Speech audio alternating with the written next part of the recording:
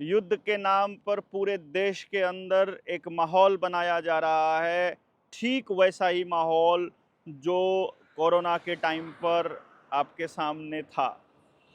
उसी तरह से आपके जिला अधिकारी, आपका एसडीएम, आपके अफसर, जिनको आप अफसर कहते हो, वो अधिकारी आज आपके सामने आकर के कह रहे हैं कि गांव में कोई संदिग्ध व्यक्ति ना हो, गांव में घरों के अंदर बंद रहो, घर से बाहर कम से कम निकलो, या इसी तरह की तमाम बातें हम कर रहे हैं जो उस वक्त कर रहे थे।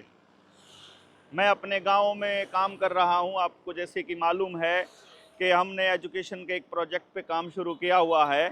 मेरे ही गांव का एक जनप्रतिनिधि अब मेरी टीम को, अपनी टीम को, अपनी जेएसएम की टीम को बोलता है कि आप लोग कहाँ से आए हैं, कौन है, आपने रजिस्टर कराया, हमारे पास नाम दर्ज कराया, अपने आधार कार्ड दो। तब मैंने उसे समझाया कि मूर्ख आदमी, तुम ये क्यों पूछ रहे हो?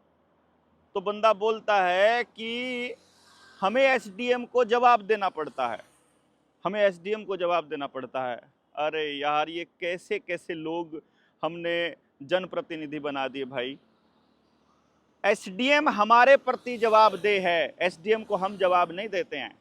एसडीएम हमें नहीं बताएगा कि हमें क्या करना है, बल्कि हम एसडीएम को बताएंगे कि उसको क्या करना है। इसलिए इस बात को ध्यान में रखिएगा कि इस माहौल में अपने गांव का सौहार्द ना बिगड़े।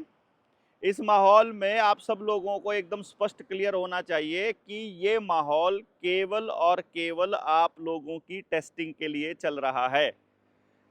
वैसा ही लॉकडाउन लगा सकते हैं कि नहीं लगा सकते हैं, पहले 5-10 मिनट के लिए और बाद में आधे घंटे के लिए, फिर 3 घंटे के लिए बिजली गुल हो सकती है कि नहीं हो सकती है? इंटरनेट को ख़त्म किया जा सकता है कि नहीं किया जा सकता है? अगर 10 दिन के लिए बिजली ना आए और इंटरनेट गायब हो जाए, और फिर जब इंटरनेट आए और आपके पैसे गायब हों, तो आपको कैसा लगेगा? लेकिन लोन अमाउंट यूं की त्यों पड़ी हो। तो आज एक बार कुछ मत करो, अपने घर में सिचुएशन देखो कि यदि ये हो जाए तो आपके साथ क्या होगा। मतलब बस कुछ नहीं, बहुत ज़्यादा डिटेल में नहीं जाना है।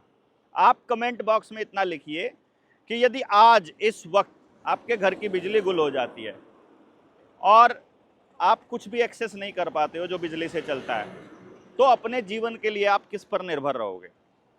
दूसरे नंबर पर आपको यह सोचना है, यदि इंटरनेट गायब हो जाए तो आप किस पर निर्भर हैं? आपके पास अपना विनिमय करने के लिए, एक दूसरे को देने के लिए कितना पैसा है? अभी नहीं है। कमेंट बॉक्स में लिखते जाइए। तीसरा सवाल ये है कि यदि इंटरनेट जब वापस आए और उस वक्त आपके खाता तो खाली मिले और जो लोन अमाउंट है वो आपको देना पड़े, तो आप कहाँ से दोगे? खाता खाली है तो आपकी क्या चीज़ गिरवी रखी है जो आपको देनी पड़ेगी? ये रैशनल सवाल हैं जो हम आपको बता रहे हैं। ये युद्ध के जो सायरन बज रहे हैं, ये केवल और केवल टेस्टिंग चल रही है, असल में कोई युद्ध नहीं हो रहा है। जैसे अफवाहें फैलती हैं कि इस गांव में टाइगर आ गया, उस गांव वालों ने देखा है, देखा ना उन्होंने होता ना उन्होंने होता, उस गांव में चर्चा चल रही होती है, उन्होंने देखा, उस गांव पे चर्चा चल रही होती है, उन्होंने देखा। उस दौरान आपने देखा होगा कि जिस वक्त उस बीमारी का जिक्र मैं आपको अभी थोड़ी देर पहले किया, उस बीमारी के दौर में आपके शहर में खबरें आती थी कि मुंबई में इतने मर गए हैं, और मुंबई में खबरें आती थी कि करनाल में इतने मर गए हैं।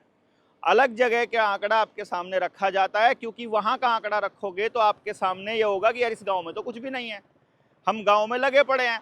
अपनी टीम जब गांव में जाती है तो उनके पास मोबाइल एक्सेस करने का समय नहीं होता है, तो उस वक्त वो देखते हैं कि यार यहाँ पे तो कुछ भी नहीं हो रहा है, इधर तो कुछ भी ऐसा पंगा नहीं है, कोई ऐसा पेंडेमिक वाला या ऐसा मतलब पैनिक अटैक वाला या फिर कोई युद्ध वाला ऐसा कोई माहौल है नहीं है।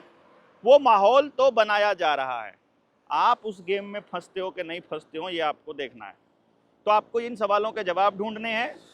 कोई भी अफसर यदि आपके गांव में आकर आपके गांव को लॉकडाउन लगाने का या बंद करने का या घर जाने का या किसी के ऊपर मतलब वो करने का मतलब फरमान जारी करता है, तो पूछना है कि क्यों।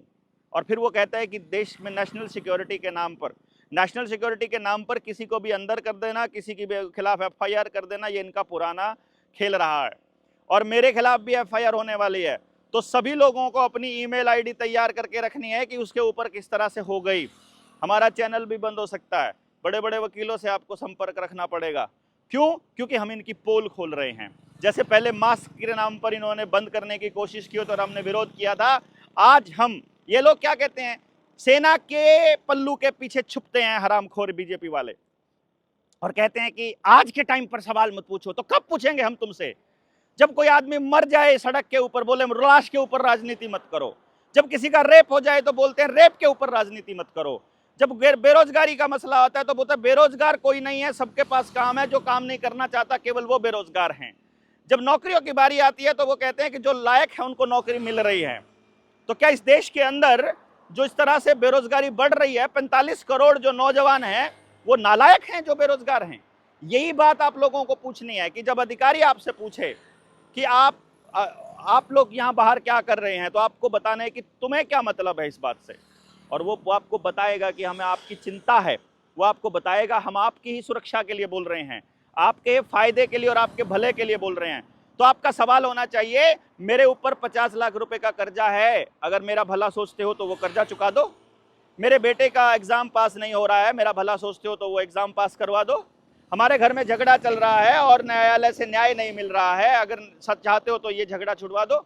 मेरे पड़ोस में ये जो बाहुबली है ये मेरा जीना मुश्किल कर रखा है, मेरा भला सोचते हो तो इससे मेरा पीछा छुड़वा दो। अगर मेरा भला चाहते हो तो मेरा कोर्ट में मुकदमा चल रहा है, इसको ठीक कर दो। अगर ये चल रहा है तो कोर्ट के अंदर मुकदमा चला हुआ है और कोर्ट में चल रहे मुकदमे के बावजूद बैंक वाले पुलिस वालों को किराए पर लेकर के हमारे घरों पर कब्जा करने के लिए, हमारी गाड़ियों को छीनने के लिए आ रहे हैं, जबरदस्ती करने के लिए, उनसे हमारा पीछा छुड़वा दो। अगर सचमुच हमारा भला चाहते हो तो अस्पताल के अंदर हमारा इलाज मुफ्त में हो जाए, हमारा इलाज सस्ते में हो जाए, या हमारे इलाज का पैसा हमको दे दो। अगर हमारा भला चाहते हो तो हमारे हर बच्चे के जीवन को सिक्योर कर दो।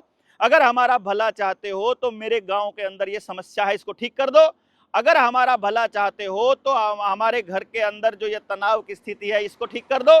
हमारा भला चाहते हो तो लॉकडाउन के अंदर हमारी दुकान खत्म हो गई थी, हमारी दुकान खराब हो गई थी और लोन इतना चढ़ गया था, अब हमारे पास चुकता करने के लिए कुछ नहीं है और रोज बैंक वाले हमारी को गालियां देते हैं, हमारे घरों के अंदर आते हैं, उसको चुकता कर दो। हमारा भला चाहते हो तो हमारे घर में 10 किलो अनाज जो है, 20 किलो अनाज, 20 क्विंटल अनाज डाली आओ। हमारा भला चाहते हो तो हमारे खाते में 10 लाख रुपया खाते में ट्रांसफर कर दो। हमारा भला चाहते हो तो जो हमारे प्राकृतिक संसाधनों पर कब्जा कर रहे हैं ये लोग, इनसे पीछा छुड़वा दो। हमारा भला चाहते हो तो हमारा टोल टैक्स फ्री करवा दो। हमारा भला चाहते हो तो किसान को एमएसपी की गारंटी का कानून दे दो। हमारा भला चाहते हो तो जितनी संस्थाओं को ये प्राइवेट कर रहे हैं इस लॉकडाउन की आड़ में, युद्ध की आड़ में, ये हमारा वापस छुड़वा के इसको सार्वजनिक कर दो।